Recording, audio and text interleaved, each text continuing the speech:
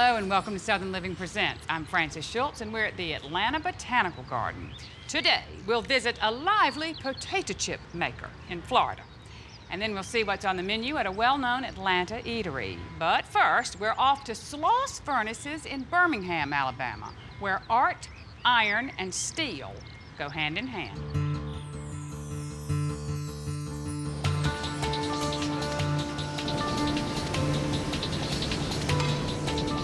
There's something in Birmingham that no place else in the United States has, and that's Sloss Furnaces. We're the only furnace that's open to the public in the United States, and one of only two in the world. Sloss Furnaces represents the entire iron industry, the industry that really founded the entire city of Birmingham. In 1981, Sloss was designated a National Historic Landmark because of its importance to the industry and to the region. Birmingham, Alabama is the first post-Civil War industrial city. People came together and formed an entirely new society based not on land holdings and agriculture, but on industry and entrepreneurship. Because to operate these two furnaces took about 800 people. And they represented just about every trade there was, from even carpenters, pattern makers, mold makers, machinists, railroad engineers, laborers were all here, and electricians, all working, all producing cast iron. Cast iron that was used to make everything from cast iron radiators to stoves to cast iron pipe. Today, what we've tried to do is to recreate that effort on a smaller scale with our art foundry, which uses a series of smaller furnaces. The two furnaces here were 400-ton furnaces, meaning they could make about 400 tons of iron each day. The current furnaces make somewhere in the neighborhood of several hundred pounds. But the metal artists who've come together and operate those furnaces take that cast iron that we produce to show the process to school children and others. What we have done in our metal arts program is to recreate, if you will, the experience of making and pouring iron. If you look closely, you can see about 3 or 4 different types of sparks, right? Some of them fly out and go grrr at the end, like a little sparkly, like a 4th of July sparkler. That's because it's the same exact thing in your 4th of July sparkler. It's burning iron or iron oxide. I've been taking my students to Sloss for 4 years now. I teach sculpture, so I think this is a great addition to the sculpture class as part of their curriculum. John Springer, the guy in the white helmet and the spike, he's going to tap the furnace this time. A good melt of iron will last about 3 minutes in that pot before it gets too cold. I think that this metal arts program that Sloss has is an incredible resource. I think it allows students to experience working hands-on with materials, and it gives them a sense of the history right here in their own town.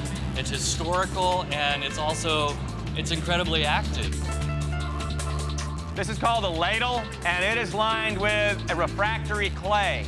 We use expensive refractory because it lasts longer, but you can use mud off the bottom of a river. Part of the metal program, you can come in and do a scratch mold, which is a little kind of a tile. And that will be poured, and you can watch that being poured and then take that home as your souvenir. One of the programs we have in the summertime is something we call the Summer Youth Apprenticeship Program in the metal arts. And what it does is reach out to students in the inner city who have a good background in art, but are not necessarily good students. And we bring in right around 20 of those students every year to work with our metal artists to learn foundry skills. I've been able to communicate with a lot of amazing artists from around the country and go on trips with them for road pours, and it's a good learning experience. We have visiting artists from around the country. We've had a few from overseas. It's important that we have artists that cycle through and fresh blood that comes through, and they enrich the program with their artistic talents. One of the benefits of working as an artist in residence here at Sloss Furnaces is the exposure that we get throughout the nation. People come here to learn about the casting process, and they see our artwork. I'm sitting around in the yard waiting to be finished. This is one of my sculptures. It's called Bobbin, and it's an 8-foot cast iron and bronze wheel.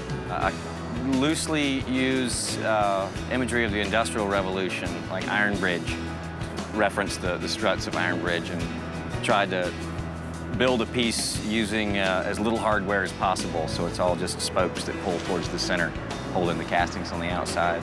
The reason it keeps moving is it weighs about 1,500 pounds, so if you give it a shove, it's got a pretty fair amount of inertia to it.